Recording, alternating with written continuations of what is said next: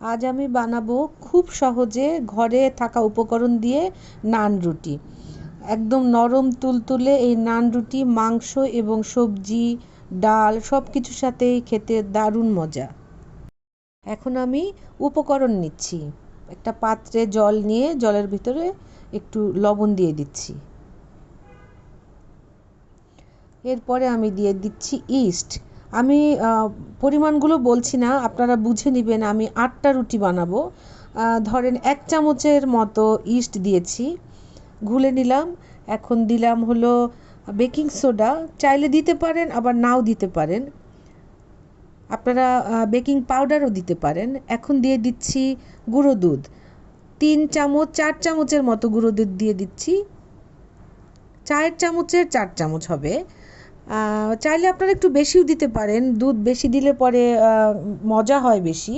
এখন আমি এই সমস্ত উপকরণ ভালো করে গুলিয়ে নেব।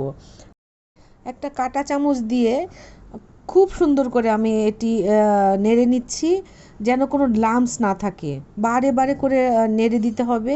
নেড়ে দিয়ে পানিটা, এই সব কিছুর উপকরণ মেশানো পানিটা একটু রেস্টে রাখতে হবে। এরপরে আমি এই পানির মধ্যে আটা দিব।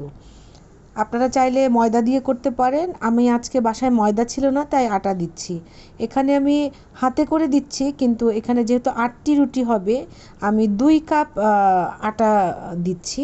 আটাতেও কিন্তু নরম তুলতুলেই হবে, ভয় পাওয়ার কিছু নেই। এখন আমি হাত দিয়ে মেখে নিচ্ছি। আপনারা চাইলে অন্যভাবেও এটা মিক্স করে নিতে পারেন। আমি হাত দিয়ে মেখে নিচ্ছি। এই মাখাটাই কিন্তু রুটি বানানোর মানে প্রধান কাজ।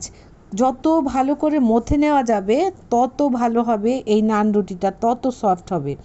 আমার একটু মনে হচ্ছিল যে আটা একটু কম হয়ে গেছে, মানে একটু বেশি নরম নরম লাগছিল। সেই জন্য আমি আরও একটু আধা কাপের মতো আরেকটু আটা দিয়ে দিলাম। আবারও আমি হাত দিয়ে ভালো করে কচলে কচলে মেখে নিচ্ছি।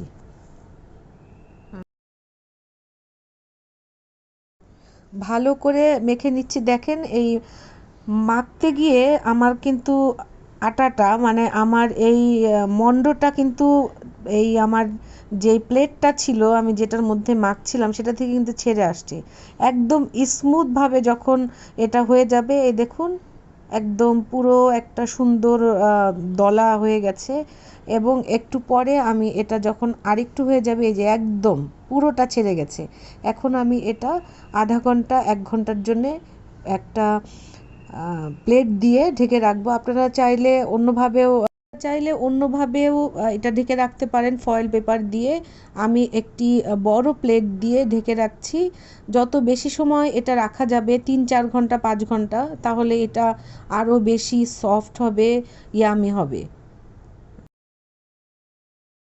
আমি 3 ঘন্টা ঢেকে রেখেছিলাম। আমি একটু তাড়াতাড়ি খাবো দেখে একটি 3 ঘন্টা রেখেছি। আপনারা চাইলে আরও বেশি রাখতে পারেন। দেখুন ঢাকনাটা তোলার পরে কী রকম ফুলে গেছে। পুরো বোলটা একদম ফুলে একদম ভরে গেছে।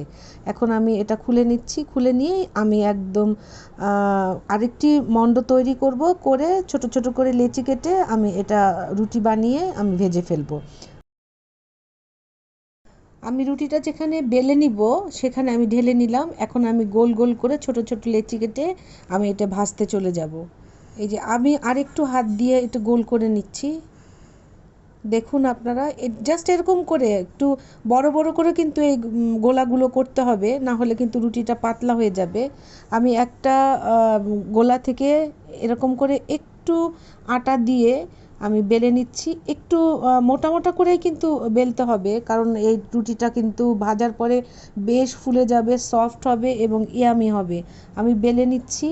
ইতিমধ্যেই আমি একটি ফ্রাই প্যান বসিয়ে রেখেছি, যেটা হিট হচ্ছে। আমি এটা মোটা করে একটু বেলে আমি ফ্রাই প্যানে দিয়ে ভেজে ফেলবো। আমার মোটামুটি হয়ে গেছে। এখন আমি ফ্রাই প্যান হিটে দিয়েছিলাম, ফ্রাই প্যানে দিয়ে দিচ্ছি। ফ্রাই প্যানে দিয়ে দিলাম। এখন একটি ঢাকনা দিয়ে আমি এটা ঢেকে দিব। খুবই অল্প সময় লাগবে।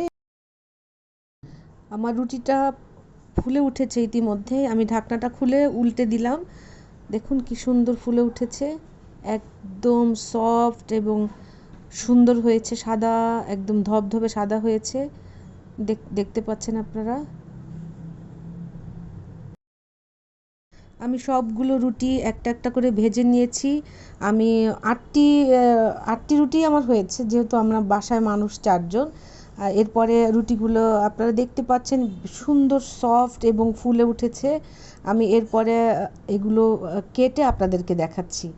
এই একটা রুটি নিয়েছি আমি, এবার একটি ছুরি নিয়েছি, ছুরি দিয়ে এভাবে করে আপনাদের যার যেরকম পিস করতে ইচ্ছে করে, আমি এরকম লম্বা লম্বা করে, যেহেতু আমরা নিজেরাই খাবো। দেখুন কীরকম সফট হয়েছে, একদম নরম তুলতুলে। আমি এরকম 2 টুকরো করে নিয়েছি, আপনারা চাইলে 4 টুকরো করতে পারেন, কেউ চাইলে অন্যভাবেও পিস করে নিতে পারেন।